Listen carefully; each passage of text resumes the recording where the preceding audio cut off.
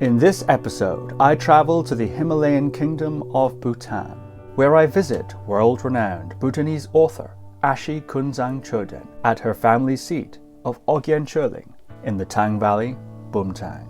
Ashi gives a tour of her home, which her family have occupied for hundreds of years, including a rare look into a remarkable multi-story temple with rich religious frescoes, sacred artefacts, and entire floors dedicated to Tara and Guru Rinpoche. Ashi also recounts her remarkable life that embodies so much of Bhutan's recent history. Ashi was born into a family of feudal lords, witnessed the reformations of the 1950s, was educated in Catholic convents in India, and worked for the United Nations before returning to her family home, which she now runs as a cultural center and guest house. Ashi also recalls the spiritual advice given to her by Dudjom Rinpoche, reveals why her exposure to Christianity opened her up to the heart of Buddhism, and discusses the impact of feminist thought on her perspective of Bhutanese culture and her place in it. So without further ado, Ashi Kunzang Choden. Hello, my name is Kunzang Choden, and we are just about to enter my ancestral home and the property around here. It used to be home for what we call the Longchenpa, which were in English translation, the lords of religion, and they had also some political power that they could assert themselves. But over the years, since the 1950s, things have been changing, so we had to find a new meaning for this building. All right, so please, we can go this way. And this is the entire complex, and of course the most important is the temple, which is here on the right hand side, and we are told that all this complex grew around the temple, which may have been the original building, which was maybe established sometime in the 14th century. It may have been a smaller temple, but in 1897, because of the earthquake that destroyed everything, my great-grandfather rebuilt it in the same original place as the previous Lagang, but then he added these, and I think they were expanded in size and magnitude. And by 2016, we were able actually to open it up to the guests. And we also became a foundation, because there was no straightforward laws and regulations how a thing like this could function without some guidance or some kind of falling within the government mandate. So we became a foundation, and the main objective of the foundation was to preserve this heritage site and to continue with the religious traditions, the offerings, the prayers, monthly prayers, and also to reach out to the audience, Bhutanese audience, as well as beyond, to tell them what it was not so long ago, until the 1950s, and when the social reforms in Bhutan changed everything. So the most important building here is the temple, because everything rotates around. This is the epics, everything rotates around the temple. And one of the big events was the annual Tsechu. So we would have all the monks here sometime in October praying over 3 days, and then we would also have dances, But all that we had to change, because we were no longer able to mobilize the people that needed to come and do. And now we have condensed it from 9 days, we have condensed it to 3 days, but we still keep what is the unique aspect of, we have a procession of animals, which is quite unique. So during the festival, on the last day, what we do is we take all the domestic animals in a parade around here, and the people gather around. Can we see inside? Of course.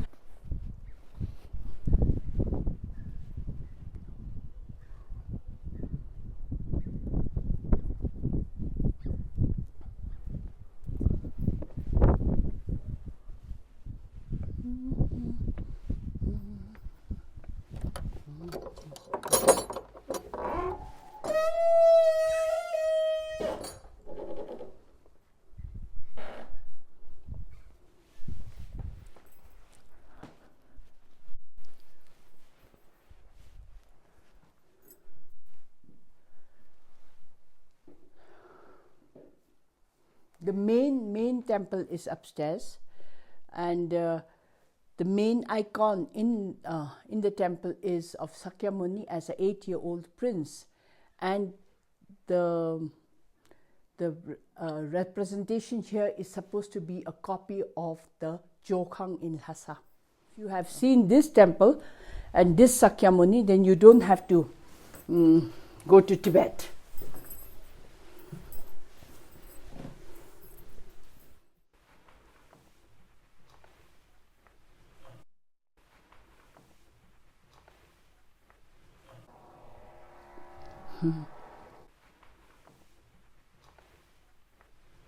So here is the main temple.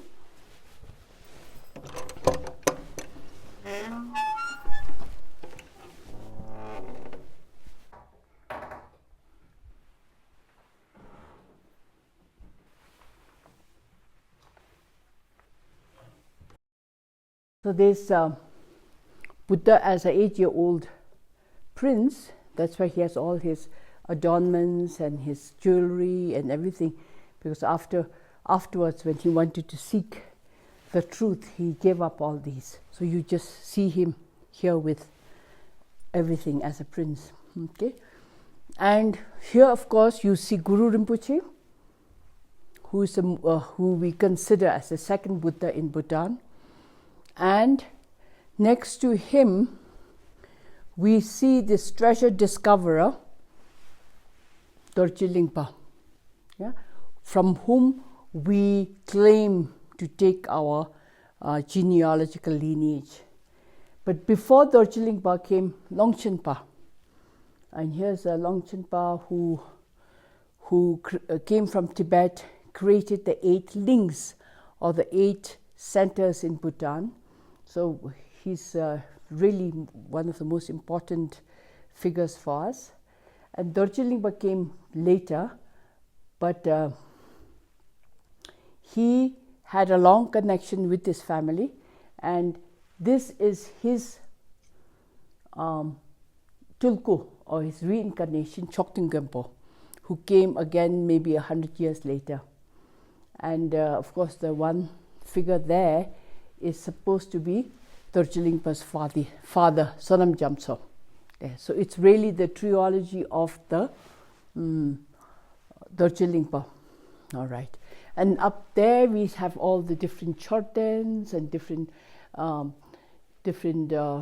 religious personalities who the family worshipped or had some association with. And then of course on either side you see the Buddhist canons of Kanjur, all the texts that were there. In the old days this was open, it still is, but in the old days the temple was open and anyone who wanted to read these could actually come and borrow. But nowadays it's so easy to print these books, you know, they have it now, every family will have at least, you know, these texts. Then of course one of the very important paintings here is the depiction of the Bardo Thodol, once when you die. And I'm sure it's according to Karma Lingpa, and I think you know very well that this is what a dying person, when the dying person makes the transition from life to death, Bardo is the middle, and this is the experience that you have. So this is quite recent. People who came to visit the temple said, we want to see, you know, we can see statues of Buddha and Pema Lingpa everywhere, but we want to see what is the relics that are very important to this family. So we have a hat of Dorje Lingpa, okay, in the center. Then we have the Vajra, which is considered to be a treasure discovered by he was my grandfather from my mother's side. So he was meditating, the story goes that he was meditating in a very remote area, and during kind of a sleep awake stage, somebody came from somewhere, a woman actually, came and took his Vajra. And he said, no, I need to have my Vajra. And she said, don't worry, I'll give you one. So the next day she came and gave that Vajra to him. This is another relic which we consider quite important, is supposed to be a tooth relic of Longchenpa. So this is something that we are now happy to show to other people instead of keeping it in. The old belief was that you hid these things because then you didn't lose the sanctity of these things. But now we feel that people come here, they want to see what is important, and then we show them this. And just recently we celebrated for the first time in our history the Kuche, which is the death. We observed the death day of Longchen Ramjamba, and this year it was his 690th death anniversary. So we had a monk, a very distinguished and important monk, and he came with his 10 monks, and we observed the death ritual. It's still from there, and you can see the butter sculpture, quite beautiful, how they've made of Longchenpa. And we will keep it as long as it stands, and you can see that it's tilting to the side because of the heat of the butter lamp, but our temple caretaker very cleverly put a string to hold it back. So, there's so much care and love for these things, and people want to, once you start, showing how much you care and believe in these things, it kind of infectious other people also, so they also add to this. And I was really touched how he's trying to straighten that up, because it's with butter, it just melts, no, and moves on. But in a way, it's also to remind us that everything is illusionary, transitory, everything will disappear, isn't it? But we want to hold on, and that's human nature, isn't it? So for me, I take it as that. And of course you have the paintings, which are quite beautiful, of Sanctopelri, Guru Rinpoche, which is very special there. It's quite a beautiful painting, Sanctopelri. And the whole temple, all the paintings are done with mineral colors. That's why there's the depth and richness even after more than 100 years. We have not done anything to touch it up. And these are just additional things that our caretaker, he doesn't want to throw away anything. Every time there's a calendar, he puts it up. And of course here is again a Guru Rinpoche depiction with his 25 disciples. You know all of this. And just recently, or just few days ago, you went to visit the Lama, Namkha Ningpo. Namkha Ningpo was one of the 125 disciples. And here he's shown flying Namkha Ningpo, which literally means somebody from the inner sky. Okay, so there he is. And then all these 25, of course, beginning with Guru Padmasambhava's most important royal patron, Tshitsung Dutsen, okay, and all the others who were extraordinary people who could perform, some kind of a miracle. Okay, so we go down without falling.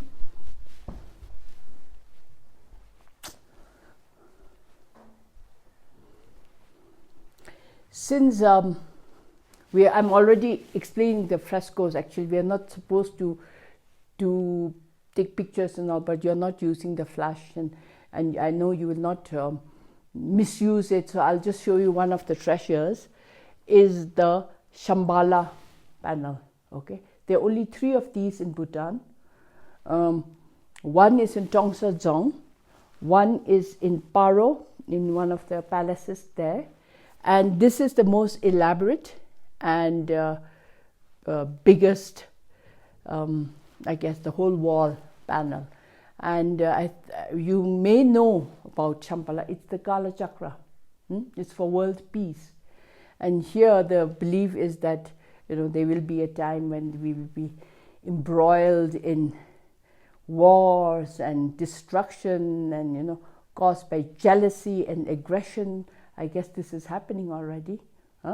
And that it's not the end, that there will be a beginning. This king who lives somewhere surrounded by these snowy mountains will come and re-establish Buddhism and bring peace and harmony.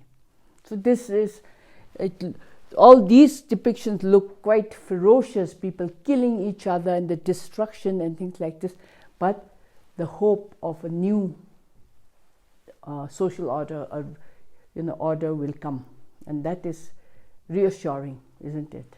Yeah.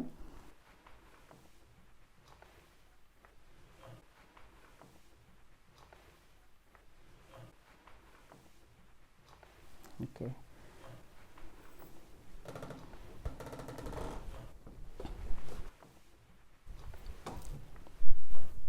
Please be careful when you come down, don't fall, because it can be quite a drop.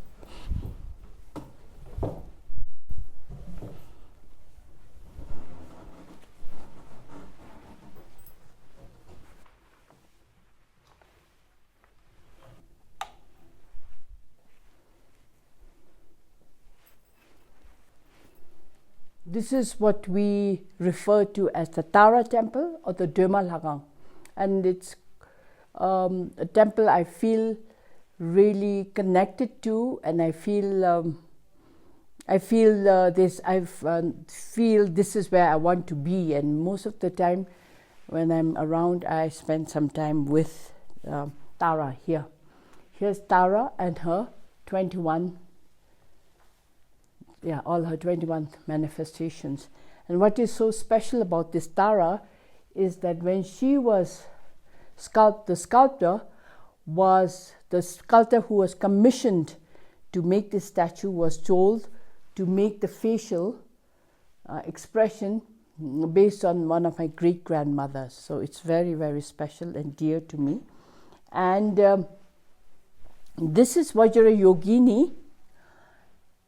And she's also very much, of course, she's a deity and we have to worship her, but I still feel like she's family because she's made of silver which was melted down from my grandmother's jewelry, and they built this in her memory. And the interesting story is that she was made in Tibet in parts and carried across over the mountains, brought here, reassembled and put here. So she's one of the most important images here in our temple. Here is all the 84 Mahasiddhas, which is quite remarkable, and how genuine, focused concentration can liberate you and you find Buddhahood. Not necessarily people who put on the robes and go and meditate and proclaim themselves to be meditators. And this is very reassuring to know that every human has the potential to be liberated. Of course, here is Avalokiteshvara in her many, many arms and many, many eyes. And simply we are told that Avalokiteshvara believes in action, but just not action for the sake of action, but wisdom action. So there's an eye on every hand which tells you that you have to know, you have to see what you're doing. And this is, of course, now Buddha and his life cycle, how he began as a prince and how he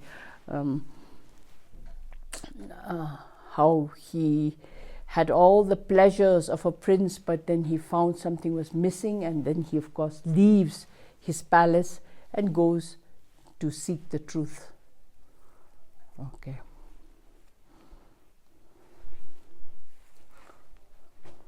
I just closed the window.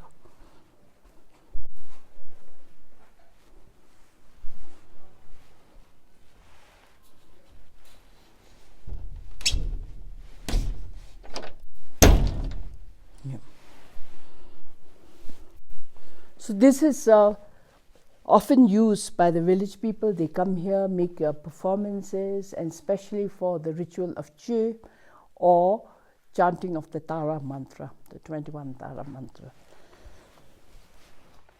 While we're here, Ashila, might I ask you, this temple is, there are many temples in Bhutan, and many of them have stories and associations with particular figures or families. Could you say a little about this particular temple, its association, its famous founder, and also how long has this temple been in your family? The temple, the original temple, I think has been with the family since maybe 15th, 16th century, and I think this one, since it was built in memory of my great grandmother, so it's only from the 1800s. This was built in 1897, and so it's just over 100 years. But there must have been other statues. And what happened was, when the family built and sculpted new statues, what they did was they didn't throw away the other statues. So there are quite a few temples around in the valley who have statues that once belonged to Ogyen Choling. So they wanted to give because space is limited, so they couldn't just throw in statues. So they said, now we want to build a statue in memory of the great grandmother, and there must have been other statues which they gave to temples here, and even they even gave away books. So it is materialistic to hold on to things, but they also believed in sharing and passing on things. And I think this was quite remarkable that they even texts. We have texts down in 2-3 temples which say that origin was from Ogyen Choling. So they propagated a lot of teachings through printing of books. And even as late as the 1980s, my uncle, the monk, he collected all the writings of Dorje Lingpa and had, through some contacts, established a contact with the American Congress Library. And there was this very special man who was looking after the American Congress Library in Delhi. And he had all the books of Dorje Lingpa printed, because as I said just this morning, that Dorje Lingpa was a prolific writer, and he was able to collect 20 plus volumes of Dorje Lingpa's texts. But now people are finding more, because he was, as I said, he was one of the crazy Tibetans, discovering a treasure here, discovering a treasure there. And what they did was the gongter, the intellectual, not physical, recovery of texts and statues and holy objects, but the intellectual capacity. He was just getting and getting and getting. And what is really interesting is that Dorje Lingpa, although he is considered to be Nyingma, he was more a Rimé person. So you will see in our library we have books from every school of Buddhism. And so he was one of the maybe one of the first, not the first, but early reformers, and he actually had a Bön tradition. So he came from a Bön tradition, combined this, and then created Ogyen Choling. And until quite recently, while we did what we call the Buddhist rituals here, there was a shaman family here. And it was always side by side, because Dorje Lingpa himself was a Bön, and he allowed or he encouraged this Bön tradition of shamans and what were they called, the Nenjongs and Pamos, So it's only recently that now the old people have died out, and because they didn't use texts as such, that whatever they performed, whatever they chanted was committed to memory, and once people began to die, these things were lost. So, it's quite interesting. In fact, I have a story in one of my books, Tales in Color, about how these two traditions existed together. Yeah.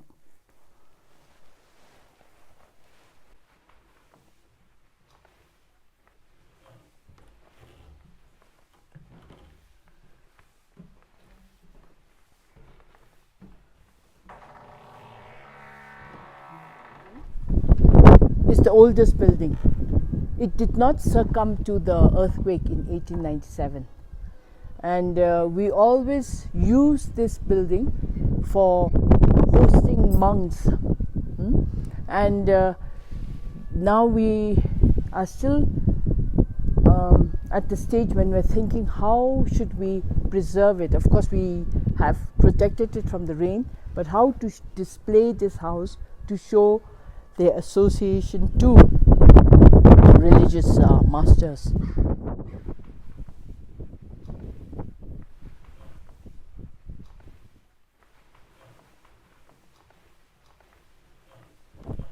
Or do you want to go into the museum? It's open.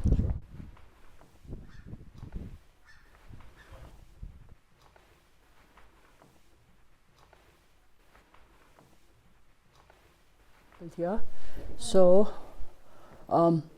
this is the museum, and what we did was we didn't redesign or say that this is going to be we said we'll just display it the way it was used. Okay, so the ground floor and the floor above were used as grain stores because we were subsistence barter economy. There was no monetization, no money, so the grains were the most important commodity. So the family dedicated all this space to keeping grains. And what was the thing was that most of the people who worked for the family were paid in grains. We paid our taxes in grains, so all this was for grains. Of course, we still keep the stores as they were, but we changed a little bit. This was also a grain storage room, but when we made the guest house there, that room, we had to have a dining room. So the dining room, we used the loom room as the dining room and brought the loom activities here. Yeah. So you can see that. And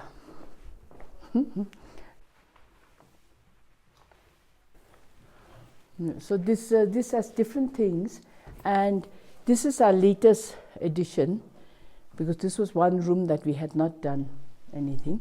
And since recently, we thought we should do something about this recounts. Do you know Lu? The Nagas. Yes. And the homes of the Nagas. And we have on our compound, which we still have a link to, we have to feed them and we have to worship them. We have 7 Lus, including the one here. This is not rebuilt, it was here. Because these Lus are spirits of different characters, and this is a Lu, Lukar. She's the one who is giving, abundance, protecting us. That's the one. And you can see on this hand-drawn map where we have all the Lu. So people always ask, what are these structures? So this is quite important. And here is the most elaborate one, which is there, just outside the temple. And here, what is interesting is when we just do a little bit, who were these Lus? And we have one who's called the Chamberlain to the Mahakala. Then we have one who is a teacher. Each of them had a special connection to this family. So we thought it's worthwhile to. We're still in the midst of completing it, but when it's completed, we'll also have the kind of foods that we have to offer to them. How often do you have to make offerings? The 2 big ones are in early spring, when we believe they come back from India, because during the winter they go to India. Okay, they go to Bodh Gaya particularly. Then that's springtime. Then in September they leave. Then we have to say goodbye to them. But in between, whenever there's a special date in the month, it's Luthep. That those days you give them very particular food, they only eat popped buckwheat, no meat, they have milk, because they all loose are actually subterranean beings, and they're not used to the polluted human foods. So this is the loom area. This loom area. Until the 1960s, right into the 70s, we not only had to be self-sufficient in food, but we had to be also self-sufficient in clothing, because you couldn't just go to the shop and buy clothes. And all the people who worked here, the family members, the taxes you paid, my mother and the other women before her had to produce cloth all the time to be given to people to wear. And because I think from my memory, my father went shopping once a year. He went once to Tibet. He brought whatever was needed from Tibet, mainly salt. And the other time he went to India, and he brought whatever he needed. And he had to stay for a whole year. So you had to store. That's why you need these big houses, big rooms. And then we had about 6, 7, up to 8 people, women weaving. And they were weavers' family. Many people in the village had a different relationship with their family. So they were weavers, they were horsemen, they were courtiers, and they were farmers, they were the bull herders. They all had this association. All this, of course, now was made null and void with the Reformation, social Reformation, and we are not allowed to recognize people as being inferior to you. We are all equal. In the 50s. Yeah. Mm-hmm.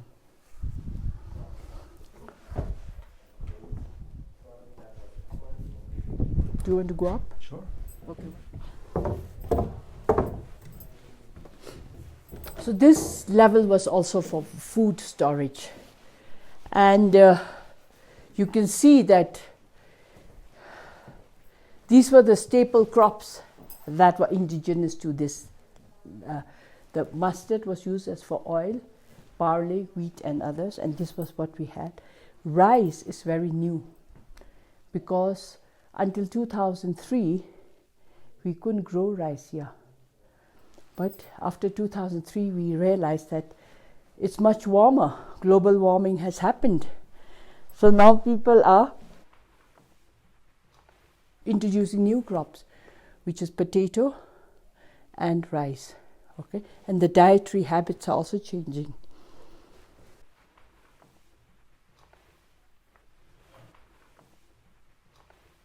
So I told you trading was very important because it was just once or twice a year. The most important thing we got was the salt, because nowhere in Bhutan do we have good salt. So salt had to be brought from Tibet. Along with the salt, they brought borax, which was used as a detergent. And then one of the most valued commodities that we brought from Tibet was brick tea. Yeah. And these were the ornamentations on the mule caravans. So this was like the horn, sounding the horn. When you're two caravans passing this way, they had to sound off and say, "We are coming this way, can you make move?" Because they couldn't see. And they had, horses had mirrors that shone and everything. And these were the other things that we traded with Tibet. We took them grains and we brought back salt. Any plant materials was highly valued in Tibet, because straight from here is central Tibet, which is quite arid and dry. And here was kind of the trades room. All the people working for us had to be provided tools. So these were all the different kind of tools that they.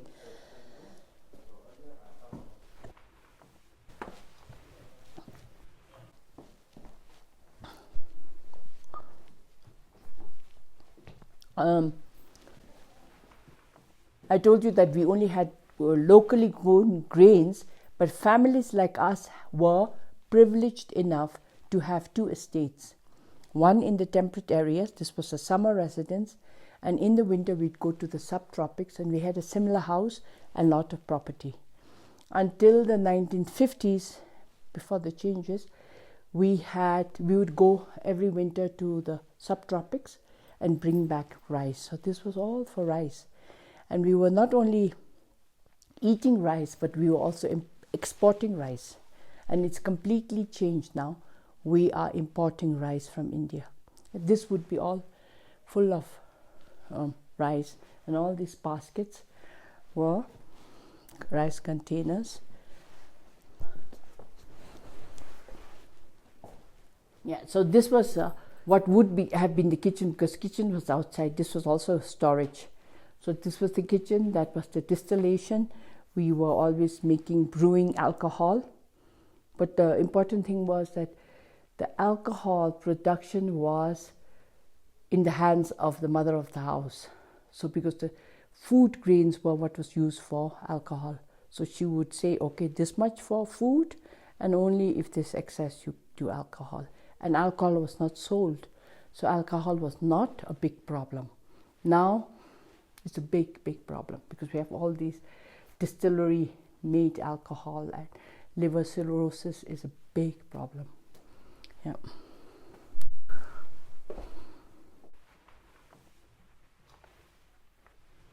So this was the store. We had all the storage all over the house, but here everything was brought, and the manager or the mistress of the house had to every day measure out how many people working, and how much salt do we give, how much butter do we give. So every morning it was a big function to do that. And I remember my mother coming and measuring, okay, this much rice for so many people. And I say, if the social system hadn't changed, this is what I would be doing today, measuring food, saying, give this much to this one and this much to that one. There's much more. There's 2 floors up this way, but I think you also have questions that you might want to ask of what we've covered so far. So maybe we'll find a windless, quiet place and to talk, answer questions. Down. Yeah, there are people, just leave it. There are people in there. You don't want to lock them up. They have to be with the ghosts. I think here is less windy, so we can come in here. And yeah, I think here. What do you think? Yeah, we could just talk here. Okay. Mm-hmm. Great. Okay. So thank you for that wonderful tour. Mm-hmm. I'd like to ask you a little bit about your family. Yeah. And the many centuries you've been here. Mm-hmm. And also I'd like to ask a little bit about your life. Mm-hmm. And personally. And you've seen many great changes in the society of Bhutan, and had many interesting experiences. Mm-hmm. And then I'd also maybe we can say something about the future and how you see that. Mm-hmm. Could we perhaps begin with your family? Can you say something about your family, and what does this mean, Ashila? Okay. Everybody calls me Ashi, and the La is actually, we wouldn't use it. I think it's a very Tibetan influence, and people are using, it's a form of respect, La, but we wouldn't normally use it, Ashila. It's an honorific form, and it's very, very strange. And my brothers always say, why are you called Ashi and we don't have the title of being a Dasho? It's just that I think as I get older, people don't know how to address me. So actually it was a term used for elite people. It doesn't mean, the big mix-up is that even our queens and our princesses are called Ashis. But it was for women of social status. And in the old days, in this old system, I think the women were called Ashis, but La is something quite new. Okay, so this is my paternal home. This is where my father's ancestors came from, and my father, being the oldest among his three, inherited the house. And in those days, inherit the house, the property, and the responsibility. And in those days, they were quite particular about families from such households not marrying anybody. So my mother, actually, my father and mother had never met. My father was 21 years old and my mother was just 18 years old, and the family got together and made the match, and she came from the valley of Chume, Tarpaling, Chume. From there, you saw the big zong? Did you see on the valley? Yes. She was working with the Queen of Bhutan there, and they arranged it, and she was sent here as a bride. So it looks like our family had more males and more patriarchs, and women were brought in from different things, different areas. They were brought in match-made, and they were not to be marrying anybody else. So she was here, and they both died very young. My father died at the age of 37, and my mother died at the age of 32. That was just after we had gone to school in India. And in those days, there was no way of communicating. So we were in India, there was no postal system. You can't imagine how people functioned without, having to take out your smartphones and saying, your father is dying. So, my father and mother both died while we were in India. And because they didn't think the children were, it was important to tell the children. So it was quite tragic that I came to find out my father's death only a year after, and my mother's death also several months.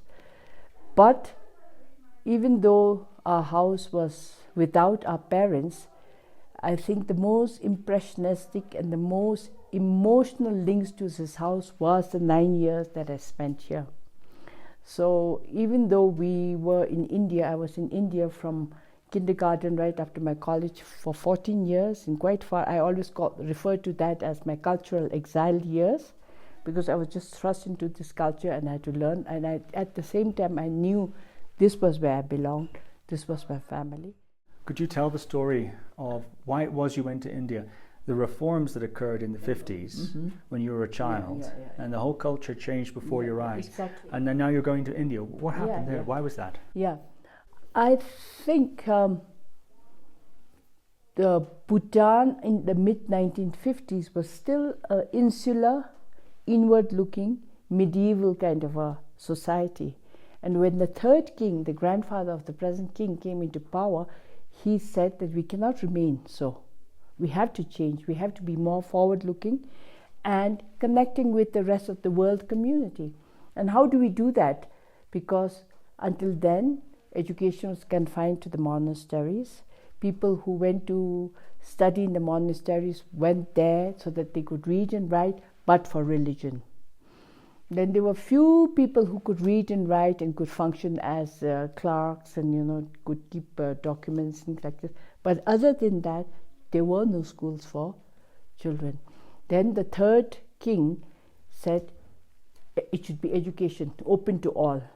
Until then, it was mostly the boys who went to school, and then he was very forward-looking in that, and he was very advanced in his thinking. He said all children, boys and girls, should go to school. So I am not quite sure how I got chosen, how my family was chosen. It's possibly that the Prime Minister of Bhutan at that time under the king knew my parents and said, you should send your children to school. And they asked for 2 boys from the thing. But my father and mother, they were not ready to part with 2 sons at the same time, and they sent me instead. So I was sent to school by default, not because they said, the girls should be educated. So we were to go to schools under a government of Bhutan scholarship. We were sent to some of the best schools, and we were to come back and to act as the nucleus of the new modern bureaucracy and how to run the government and everything. So after 14 years, we could quit at grade 12 and come and work here. We could get jobs aplenty.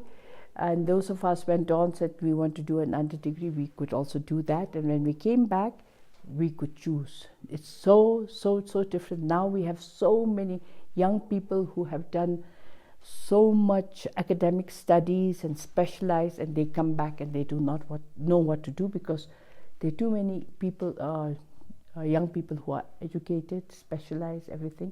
And now when I think about it, we had it so easy. We could choose anywhere to go and work. And I feel the pain of today's generation, unemployed, the word, to use that word, unemployed, and being not earning anything, being dependent on their parents. But it's not because they choose to be, it's just because how things have happened, And I was, as I already told you, sent to one of the best schools, like many of my colleagues of my age, and we came back and we were expected to do whatever we had to do. I opted to teach, and I was teaching for a while. I was starting with teaching some kind of adult education for young farmers who are learning to train in modern agricultural methods. And I spent a year with that, and then later on I went to regular school and taught there. And within my lifetime, the things that have changed is just amazing. When we went in 1962, it was in February in 1962, from here until we reached the border town where we could go into India, it took us 12 days. So I was a 9-year-old girl, my older brother was 12. Two of us made our journey on horseback and walking, and my father had sent some trusted servants to be with us, so we had a mule train with our rations and whatever we needed, and none of us could speak anything, no language beyond our language. So my father had looked for a translator. We needed a translator who could organize and take us all the way, go to Gallipoli, which was the exit point, find the connecting transport, take us in the train, take us to Kalimpong. We had no idea where Kalimpong was, or where the train station, or how it functions, or what are these people like. So it was a real big change in our life. And of course, the school experience in the beginning was very difficult because we were not prepared. We were not prepared what kind of people we were going to be with. And as I said, I was thrust into a convent where people looked so different. They spoke another language, they had blue eyes and their faces were covered like this. And it was quite a frightening experience. So I remember I was always like this, so afraid, holding my hands in front of me, and so afraid to speak, so afraid when somebody passed. And it took me a long time that I could actually communicate. And so then finally it became easier and easier, and I began to respect these nuns because they were really dedicated to educating people. And I did not suffer, or I did not mind the fact that it was Catholic, that we went to church, we were having religious studies and things like this, but we were not pressured to do anything. And I think it was just a subtle way of opening us up for, there was another form of religion kind of thing, but they didn't say you have to convert, or there was nothing of conversion or anything. And then I felt myself opening up to Buddhism through Christianity. I found so many similarities in how Christians believe about different things, and especially the life of Christ, and how he all the false. Oops! I keep on getting this. I guess you can. So this is how it happened. Then I came back to Bhutan. I always, although we were in India for so many years, and we were out for another, after school, I met my husband, we had the children, we went to study in the US. But I always wanted to come back here. I always felt one foot was here, and I felt that I had to come back and do something. And my brothers, they didn't feel that much. So fortunately, my husband agreed. And one of the conditions of our marriage was that I would not leave Bhutan. So that's why we're here now. we are spending the golden years, the sunset years of our life here. Yeah. I'd like to know how you met Walter. But before that, you spoke earlier about opening up to Buddhism through Christianity. And you were telling me earlier that your experience at the convent was 3 convents you were educated at, were very positive, actually. And that much of your what's meaningful to you, you felt you learned there, actually, even though in a different cultural and religious context. And even Dudjom Rinpoche advised you in that direction. Not to differentiate, Could you say something a little bit about that, a little more about that? Your love of the church services, the quiet reflection, what Dudjom Rinpoche said to you, and this relationship between Christianity and Buddhism that you discovered. As I told you that I spent 11 years of my life in a convent, in 3 different convents, and I never felt the pressure to that the nuns were discriminating me because I was not a Christian, and in fact I especially in the days when I couldn't speak with anyone, I found it very calming to go to Mass every morning, listen, and I found the similarity of the incense and the priest coming, the priest coming, and the serene surroundings, very comforting. So I went to church every day. And in the 3rd convent, I actually moved on and joined the choir, as I told you. I was not a singer, but I was pumping the choir because they had that old organs. And in my 6 years in the 3rd convent, I never missed a church service because I liked it so much. And we didn't have religious studies as such, whereas the Catholics had catechism they called it.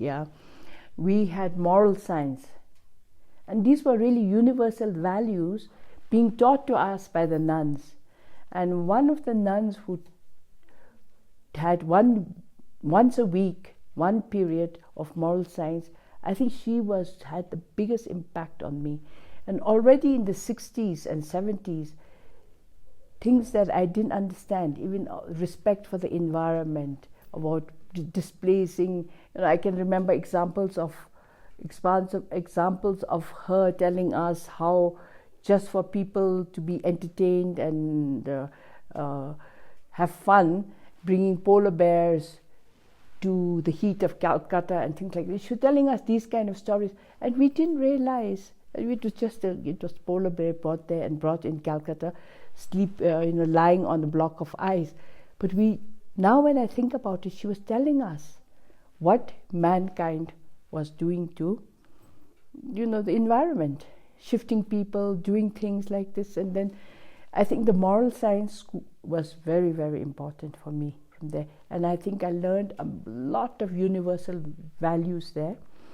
But I also had the opportunity to meet a lot of many great Lamas who passed through here, and many Lamas with whom, even in Tibet, whom my ancestors and my family had links to. For instance, my uncle went to Minderling in Tibet. He was there, and then we had the constant flow of the Tibetan Lamas coming here. Then later, much later in the, it was still in the 60s, I had already met Dudjom Rinpoche, but within a few years, my uncle actually married into the family, Dudjom Rinpoche's daughter. So we were living with Dudjom. I think now, and I say, what an opportunity for me! How could I be so blessed? But those days we didn't. He was having his teaching, and we were just going in and things like this. And I can just remember once walking into his room and asking for money lung, asking him what does it mean to say Basaguru or something like this. And that's how close, but I didn't know how to value it. Now I value it. His daughters were about my age. We were going to the same school, and once the daughters asked, how do we deal with this? Who's Jesus Christ? And Dudjom, like he was talking to, he wasn't teasing us or anything, but he was saying, you have to respect everyone who teaches you or who has a message which is for the good of all. And so don't ever think that, because we have this distinction between Nangba, the insiders, and the outsiders. Don't think of him as a outsider and yourself as an insider, because these are all people who are teaching for the betterment of the human life and the value of human life. And that, the more I think about it, the more I find these little gems that were planted in me still has some guiding principles in how I choose my life. And I think even when I married my husband in the 1970s, after I finished college, I was working for a project that the Swiss were doing. I was like a teacher for their young farmers, and I was marrying him. He was foreign, he was Swiss, but he was also a Christian, he was a Protestant. But we never really pushed religion on each other. He sort of just absorbed Buddhism without proclaiming to be a meditator or follower of this and that. And there was one particular monk who died, who we were very close with. He was the incarnation of the Pema Lingpa's heart son. We were connected with him through reincarnations from a family. And my husband really sort of had a strong bond with him, and he said, he's my Lama. But what was quite surprising is that my husband's family also, who are farmers, especially his parents, and who had never traveled outside Switzerland, they were very accepting. They didn't say, are you going to church? Which denomination do you follow? Or something like that. They never asked me. So they just let us be. And this was the same kind of policy that we passed on to our children, that we are not going to force them to be anything that we want them to be, that they have to choose. And they went to schools, again in mission schools in India. What were they now? They went to an international school which was run by Presbyterian Americans, and they also never declared themselves to be Buddhists, but they live Buddhist lives. And I think that's how we should do. We should not be pushing each other to join your faith and that this is false and this. And I think that goes back to my experience in school. And I can still remember, now that you ask me, I can still remember that when I was in school, there was a shop which we call the Holy Shop, where they used to sell rosaries and holy pictures and things like this. I used to go and collect and bring them all to my home here and give my mother and my uncle this and that. So please put it on the altar. And uncle who was a monk, he never said, no, this is the alien. He just says, I'll keep it here. He never threw them away, or I don't know what he did. But I decorated his altar as a little girl with Christian rosaries and things like that. So it was really a very open and a very inclusive kind of environment that I grew up. He never said that you are being influenced or you're becoming Christian. In fact, he often read Namtar's biographies to us, but not to say that I'm going to make you a Buddhist, but just to, I think that was his way of saying you should also understand that there are a lot of things that you can learn from Buddhism through the lives of especially these Delums. Delums are the people who die and come back with things. So this is how I grew up, and I feel very comfortable here. But when I go to Europe, I have no problems to walk into a church, kneel there for a few minutes and light a candle. I don't feel any problems with that. Yeah. Thank you. You mentioned to me earlier that feminism or feminist thought had influenced you also quite a lot. I'm wondering if you could say something about that. one question leads to the other. When I was born here, I was a very sickly child, and I was often having blackouts and dying, what they call dying. And my parents were really concerned, and then when one monk came here, they said, please do something with her. She's not going to have a long life. Maybe there's some remedy you can do.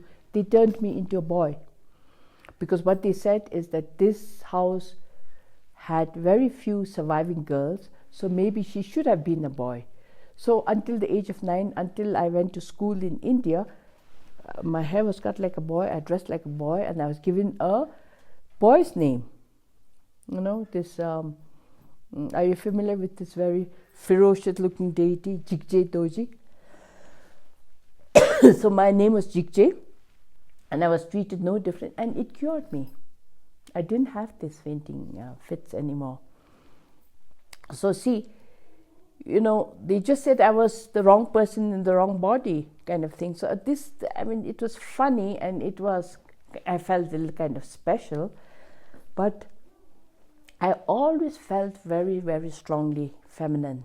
Okay, and then I went to all girls convent, and as if that was not enough, I went to college that was all girls, and they were very protective about you. You shouldn't do this, you shouldn't do like this, you didn't, it's don't look at this man or don't look at that man. This was quite strong in the school, and the only men that we actually saw were the altar boys. But I didn't go to the church because of the altar boys, okay, or the priests. I went because I felt that.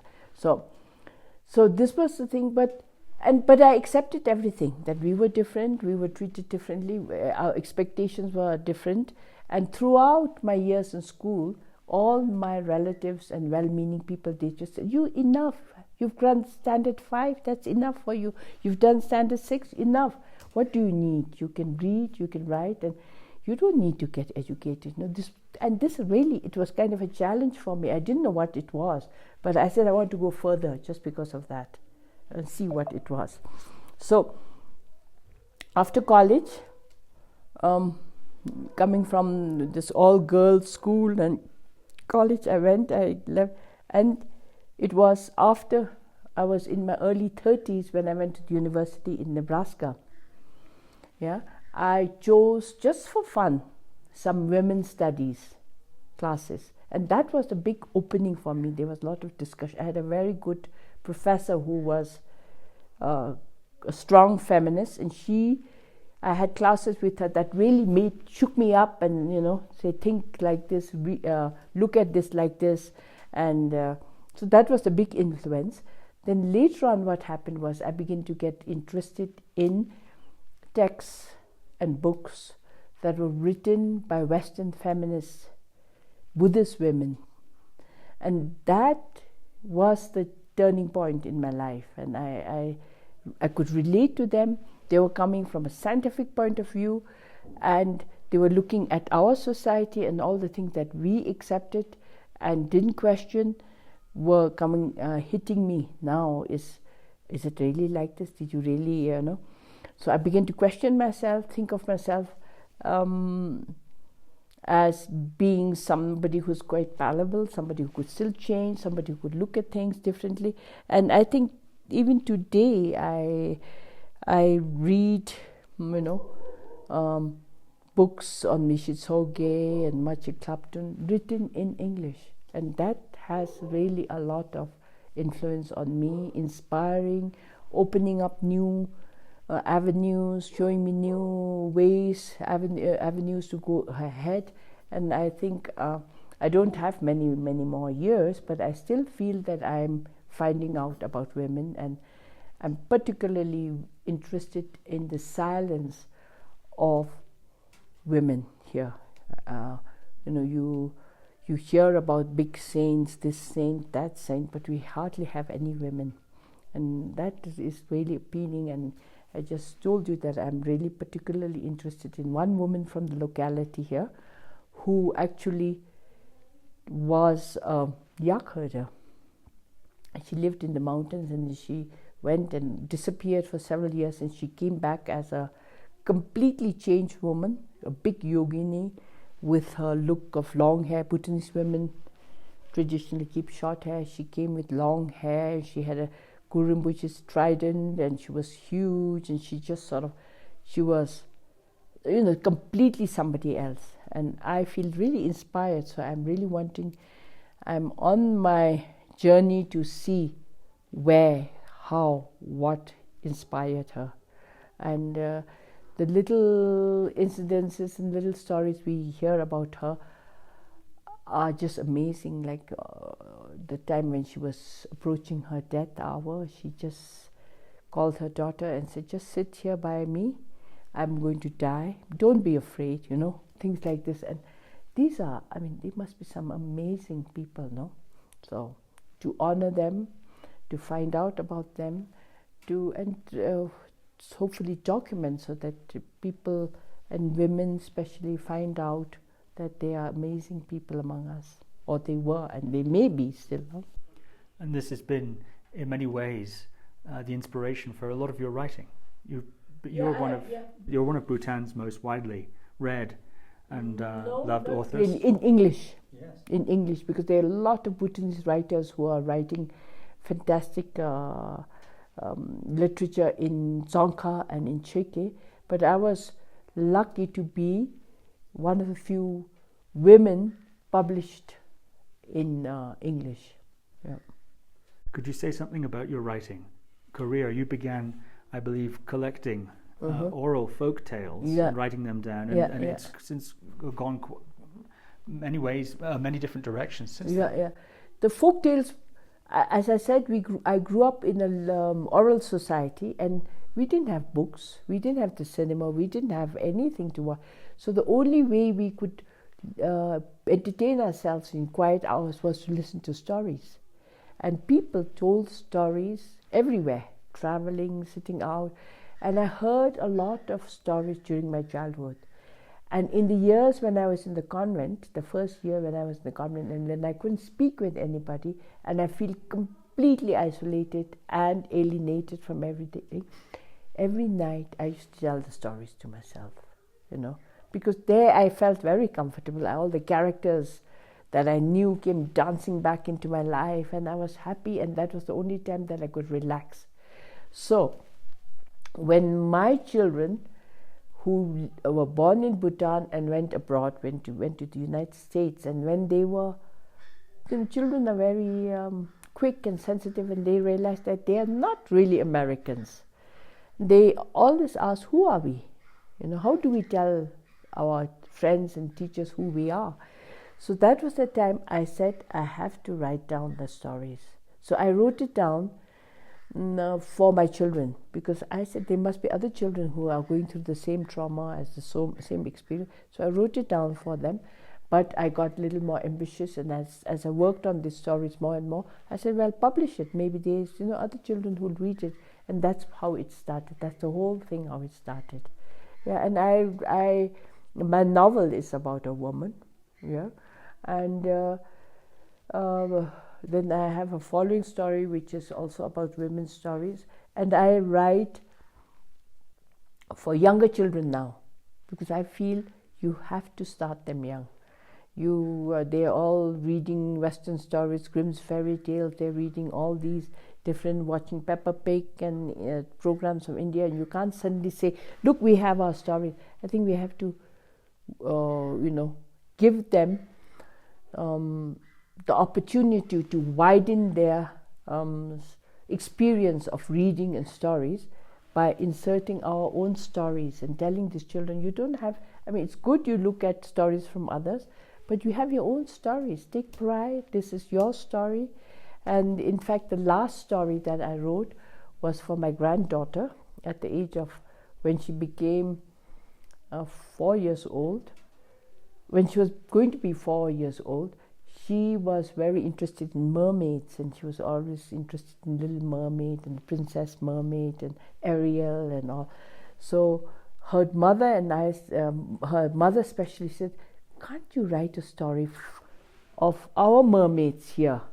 And she was very specific, and she said, don't make the mermaid depend on a prince coming to her into her life to make her happy. She make it a strong woman, somebody who is active and involved and things like this. So my mermaid story is based on we do have mermaids. They're not fish. They have snakes, half snakes. Okay, so I wrote a story about that for my granddaughter and try to insert a theme of how we are polluting our water sources, and then that their life inside the water, and the mermaids live there, and we can anger them by indiscriminate pollution and things like this. So some traditional beliefs about mermaids, but also present day contemporary beliefs of what we're doing to destroy these water sources.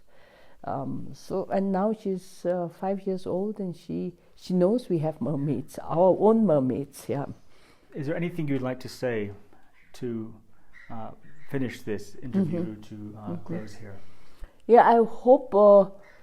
Well, usually I don't do these kind of things, but since you asked me and you are so nice about it, I thought I'll talk, and if it reaches and gets.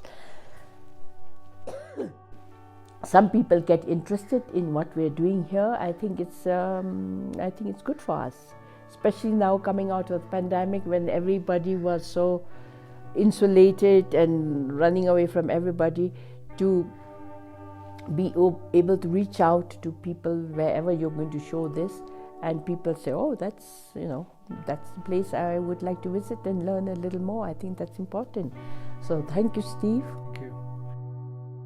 Thank you for listening to another Guru Viking podcast. For more interviews like these, as well as articles, videos, and guided meditations, visit www.guruviking.com.